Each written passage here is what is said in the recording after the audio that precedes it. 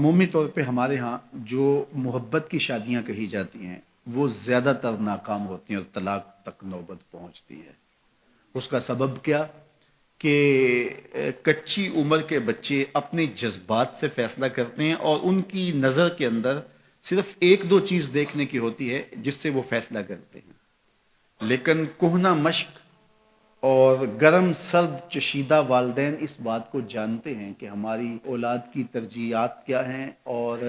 جو ہے وہ ازدواجی زندگی کیسے خوبصورت گزرتی ہے۔ اس لیے وہ جو فیصلے کرتے ہیں وہ فیصلے جو ہے وہ بہت اچھے ہوتے ہیں۔ کبھی ایسا ہوتا ہے کہ اولادوں کو اللہ تعالیٰ فہم، فراست اور عقل و خرد کی فراوانیاں نصیب کر دیتا ہے اور والدین واقعتاً فہم اور سمجھ میں اس مقام پہ نہیں ہوتے، تو سعادت مند اولادیں اس وقت بھی اپنے والدین کو شامل کرتی ہیں اور ان کے فیصلے اچھے بھی ہوتے ہیں۔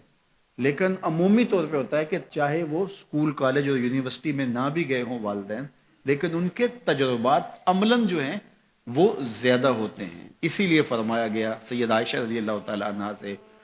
مروی روایت ہے، ایما امرأۃ نکحت بغیر اذن ولیہا فنکاحها باطل فنکاحها باطل فنکاحها باطل، 3 مرتبہ فرمایا جو خاتون اپنے ولی کی اجازت کے بغیر نکاح کرتی ہے اس کا نکاح باطل ہے، اس کا نکاح باطل ہے، اس کا نکاح باطل ہے۔ تو عمومی طور پہ وہ نکاح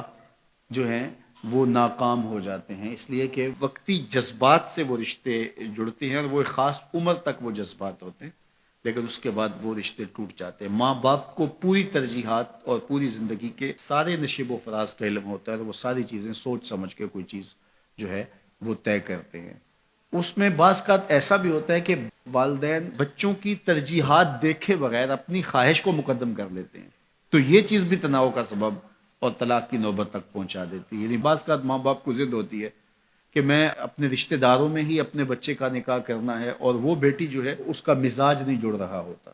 تو یہ خواہش اچھی ہے، لیکن اگر ان کی زندگی تلخ ہوگی تو اپنی خواہش کو اولاد کے لیے قربان کرنا ہوگا۔ بہرحال جو بھی ذرائع ہیں طلاق کے، جو بھی اسباب ہیں، محرکات ہیں، نتیجہ اگر طلاق تک پہنچ جائے، مرد کو پھر بھی اس کی مردانگی روک رہی ہوتی ہے اور عورت بلا جھجک جب وہ جذبات میں آتی ہے تو وہ طلاق مانگنے میں دیر نہیں کرتی،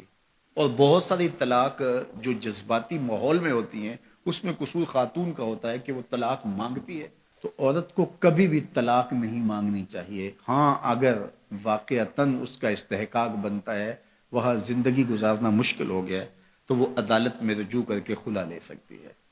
لیکن یہ عورتیں جو ڈٹ جاتی ہیں کہ ٹھیک ہے مجھے بھی فارغ کرو، میں ایک لمحہ اس گھر نہیں رہنا چاہتی، یہ گھر میرے لیے جہنم ہے، اور یہ اس کی بہنوں کے سامنے، اس کے بھائیوں کے سامنے، اس کے خاندان والوں کے سامنے اس کو یوں للکار رہی ہوتی ہے، تو پھر وہ طلاق دے دیتا ہے۔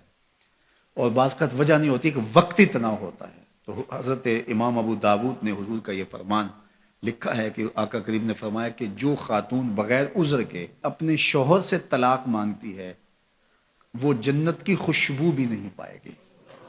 اور جنت کی خوشبو 500 سال کی مسافت سے آنا شروع ہو جائے گی۔ تو جو بغیر عذر کے اپنے شوہر سے طلاق مانگتی ہے، تو یہ بات ذہن میں رکھیے گا کہ عورت نہیں چاہتی کہ یہ اس کے وقتی جذبات ہوتے ہیں، وہ یہی چاہتی ہے کہ میں سرخ جوڑے میں اس گھر میں آئی ہوں تو سفید کفن میں واپس لوٹوں اس گھر میں۔ اور عورت کی آرزو ہوتی ہے کہ میرا شوہر جو ہے وہ مجھ کو جو ہے وہ خود اپنے ہاتھوں سے جو ہے وہ لاحد میں اتارے۔ میرے حضور صلی اللہ علیہ وسلم نے عورت کے اس جذبات کا لحاظ کرتے ہوئے ایک دن سیدہ عائشہ سے کہا کہ عائشہ اگر تو انتقال کر جائے میں تجھے خود کفن دوں، خود لاحد میں اتاروں۔ تو حضرت عائشہ رضی اللہ تعالیٰ عنہ کی چشمان اقدس سے آنسو آ گئے کہ یہ اگر ہو تو میرے لیے اس سے بڑا کیا احساس ہے کہ میرا شوہر میرا خود جنازہ پڑھے اور خود مجھے کفن دے اور خود مجھے لاحد میں اتارے۔ تو گھر ٹوٹنے سے بچیں، اور میاں بیوی کا جس طرح یہ دنیا میں رشتہ ہے تو یہ رشتہ آخرت میں بھی قائم رہے گا، اور جب خاتون جنت میں جائے گی تو یہ جو ہے وہ ان حوروں کی جو مرد کو جنت میں عطا کی جائیں گی، یہ ان کی سردار ہوگی، اور اس کا حسن و جمال ان سے فراواں ہوگا، اور اللہ تعالیٰ اس